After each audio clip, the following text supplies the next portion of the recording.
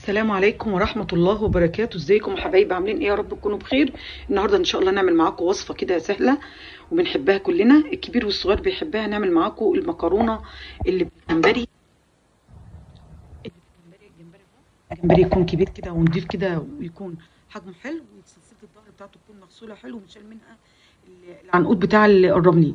الكيس الرملي اللي في الظهر ده يكون متشال ومغسول حلو جدا، عصر عليه ليمون ومتبلاه اهو. ما شاء الله لازم يكون حجمه كبير كده عشان يبان في المكرونة بتاعتنا.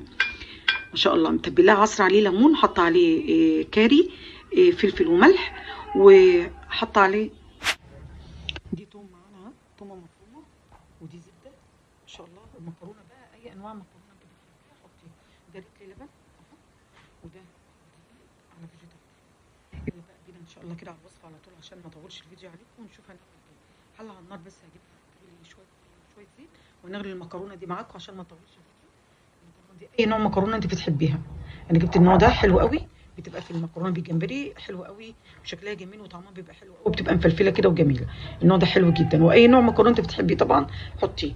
هعمل برضو دلوقتي حله سخنه على النار فيها شويه زيت وشويه ملح. على النار اهي حله فيها شويه زيت وشويه ملح. هنسلق المكرونه معاكم بالمنظر ده كده ان شاء الله. صلوا على النبي يا جماعه عليه افضل الصلاه والسلام. بالمنظر ده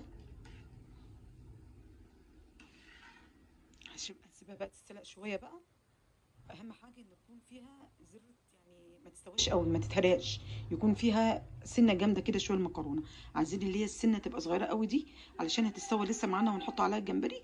مش عايزين المكرونه تبقى مهريه، لا يبقى فيها سنه جموديه شويه، ولا هي مستويه قوي ولا هي جامده قوي. هسيبها بقى تتغلى تستوي كده معاكم بقى لما الميه تغلي بقى كده وارجع لكم. المكرونه اهي استوى معانا.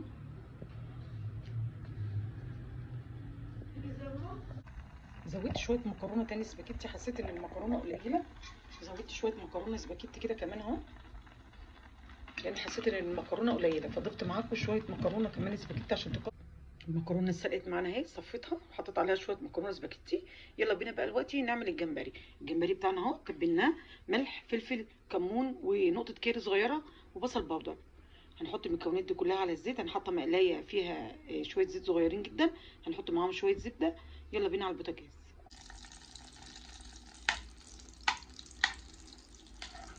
نحط معاكم معلقه الثوم المفروم،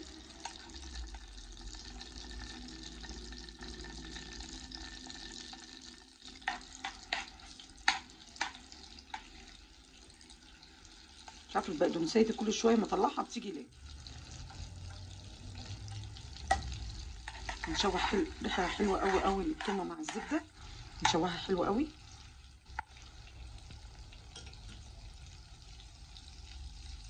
الجمبري كده استوى، هصفيه بقى خلاص، ادى اللون الاورنج الحلو اللي احنا عايزينه ده. هطلعه بقى من المقلايه كده ان شاء الله. لازم يدينا اللون البرتقاني ده. بعدين هصفيه هنا كده معاكم.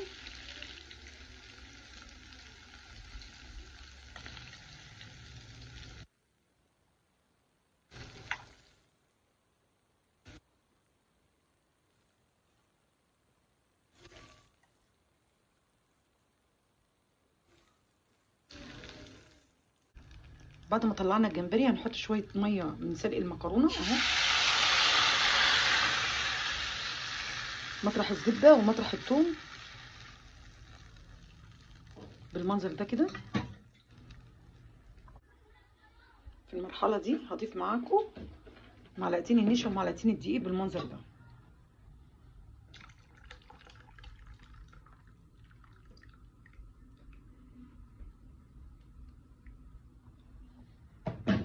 نقعد نقلب كده.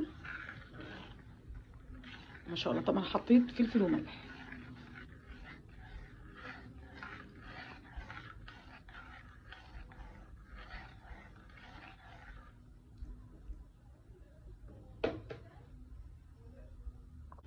في المرحله دي هضيف بقى معاكم الجمبري لما الصوص سخن كده شويه معانا.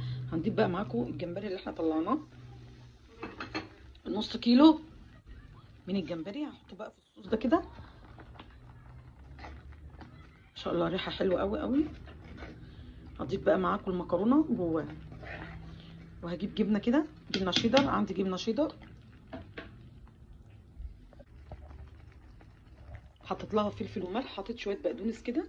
شوفي حلو قوي قوي قوي القوام ده ما شاء الله. والجمبري كتير اهو ما شاء الله، باين فيه اهو جمبري كتير قوي اهو. الجمبري اهو. هضيف بقى معاكم المكرونه بقى بالمنظر ده، هضيف بقى معاكم المكرونه ما شاء الله. المكرونه اهي، هحط عليها طبعا الصوص جميل اهو.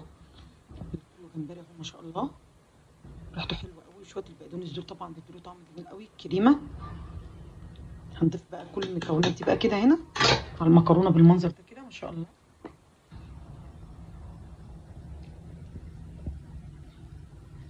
الجمبري اهو كتير اهو ما شاء الله. شوفوا الجمبري،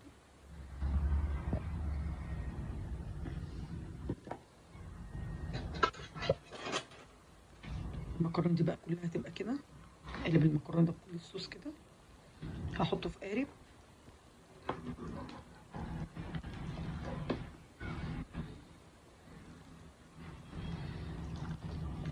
ما شاء الله هنقلب كل ده كده. هجيب بقى قارب بايركس عشان هدخله الفرن. ان شاء الله الريحه ايه بقى، ما اقولكوش على الريحه، ريحه حلوه قوي قوي قوي.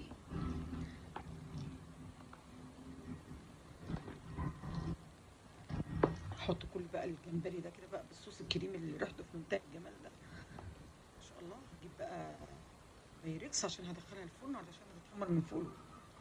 ما شاء الله الريحه ايه بقى، ما اقولكوش، جوسي كده وطعمها جميل جدا جدا، حلوه قوي قوي بالمنظر. شوفوا الجمبري قد ايه، جمبري كتير قوي اهو ما شاء الله. ما شاء الله ريحتها حلوه قوي قوي. ان شاء الله هتعجبكم باذن الله بالطريقه الجميله الحلوه دي. هجيب بقى طبق بقى بايركس عشان احط المكرونه دي فيه بقى وادخلها الفرن. المكرونه خلصت اهي بكل بساطه كده وبكل سهوله، ما خدتش وقت معانا خالص خالص خالص. ان شاء الله هتعجبكم باذن الله لما تجربوها بالطريقه دي، حلوه قوي. هجيب بقى كده اهو بايركس، طبق بايركس عشان هضيف المكرونه دي فيها واحط لها جبنات من فوق الوش.